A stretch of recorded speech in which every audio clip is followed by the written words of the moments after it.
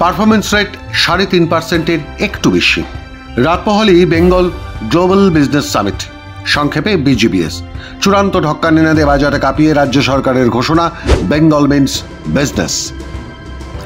ইংরেজির অক্ষর বি আর বি দিয়ে বিলিয়ে বেশ মজাদার স্লোগান, বাংলা মানেই ব্যবসা। ভাগ্যিস বেওসা বলেননি। বড় পাঠক সংখ্যার কাগজে ততোধিক বড় ফুল পেজ বিজ্ঞাপন। বিজ্ঞাপনের টাকা গুনতে গিয়ে বেশ কিছু সংবাদ মাধ্যম রাজ্যের প্রাপ্তির অঙ্ক কষতে ভুলে যেতেই পারেন।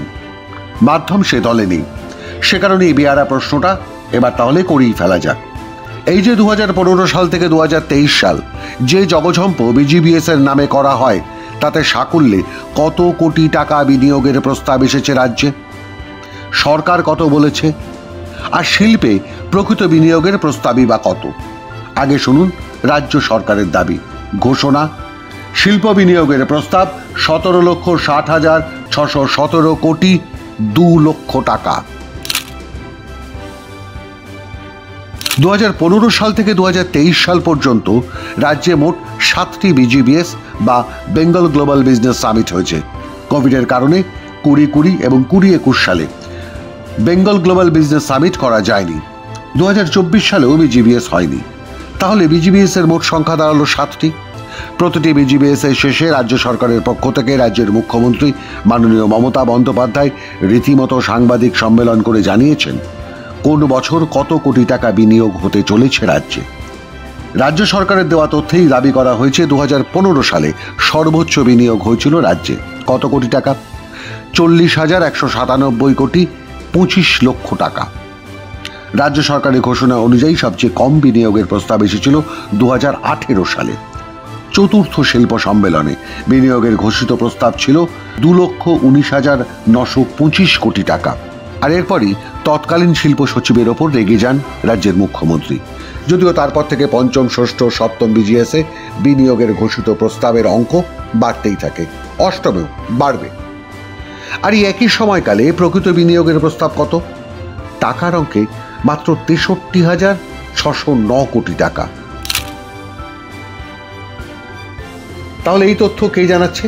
কেন্দ্রীয় সরকারের department of promotion of industry and internal trade, সংক্ষেপে ডিপিআইআইটি, তাদের রাজ্যবাড়ি রিপোর্টে জানাচ্ছে পশ্চিমবঙ্গে 2015 সাল থেকে 2023 সাল পর্যন্ত সময় রাজ্যে বিনিয়োগের প্রস্তাব এসেছে মাত্র 63,609 কোটি টাকার।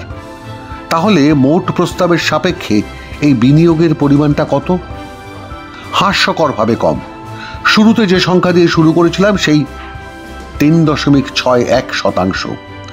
রাজ্যের শিল্প উদ্যোগের মুখে একটা বড় ধাপ্পা। আর সবচেয়ে গুরুত্বপূর্ণ হলো 2015 থেকে 2023 সালের মধ্যে প্রকৃত প্রস্তাব সবচেয়ে কম ছিল 2023 সালে। কেন্দ্রীয় সরকারের ডিপিআইআইটি রাজ্যবাড়ি রিপোর্ট থেকে দেখাচ্ছে প্রকৃত প্রস্তাব মাত্র 2,366 কোটি টাকা।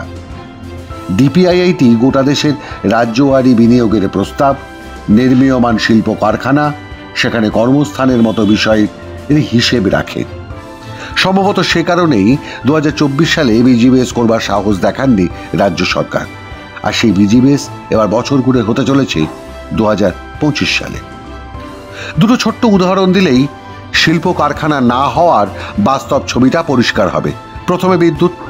যে জিনিস না হলে শিল্পের ন্যাজাটুকুর দেখা মেলে না কোনো রাজ্যে, অর্থাৎ শিল্প মালিকের প্রাথমিক চাহিদা বিদ্যুৎ, এবং দ্বিতীয় চাহিদা সেই বিদ্যুতের বিলে ভর্তুকি। 2022-23 সালে রাজ্যের বাজেটে শিল্পক্ষেত্রে বিদ্যুৎ ছাড়ের অঙ্ক 85 কোটি টাকা বরাদ্দ করা ছিল, কিন্তু কত ছাড় দিতে হয়েছে রাজ্য সরকারকে? 1%-ও কম, মাত্র 76,37,000 টাকা, অর্থাৎ শতাংশের হিসেবে 0.08984%, প্রায় 0.9%, যার অর্থ রাজ্য সরকারের কাছে এখন আজকের দিনে রাজ্যে এমন কোনো শিল্প স্থাপনার প্রস্তাব নেই যেখানে 85 কোটি টাকা বিদ্যুৎ বিলে ভর্তুকি দেওয়া সম্ভব।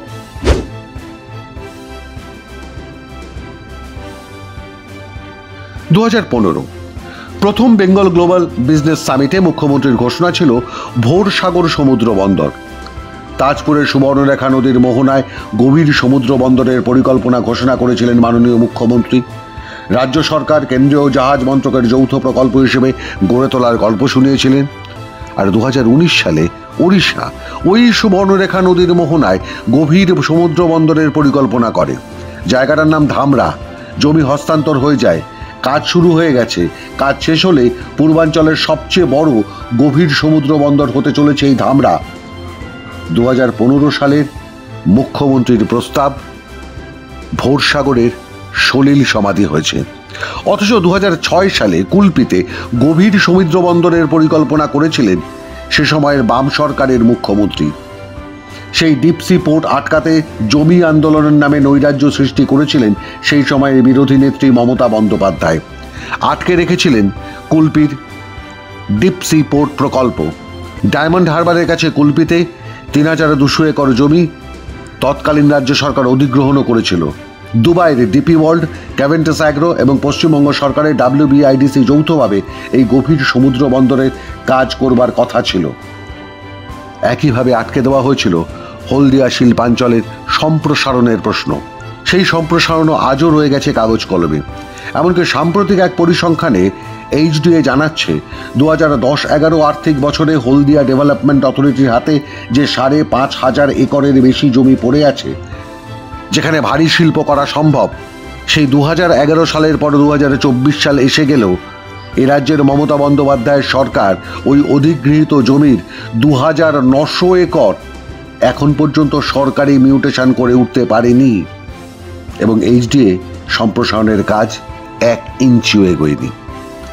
স্বাভাবিক কারণে বোঝাই যাচ্ছে শিল্প জগতের কাছে কার্যত মৃতের রাজ্যে পরিণত হয়েছে পশ্চিমবঙ্গ, আর হু হু করে লাফিয়ে বাড়ছে প্রতিবেশী ওড়িশা, আসাম। এই ট্র্যাক রেকর্ড এবং রিপোর্ট কার্ড হাতে নিয়েই ফেব্রুয়ারির 4-5 তারিখে রাজ্যে হবে 8ম BGBS Bengal global business summit. Bangla মানে ব্যবসা। মাধ্যম, ব্যুরো রিপোর্ট।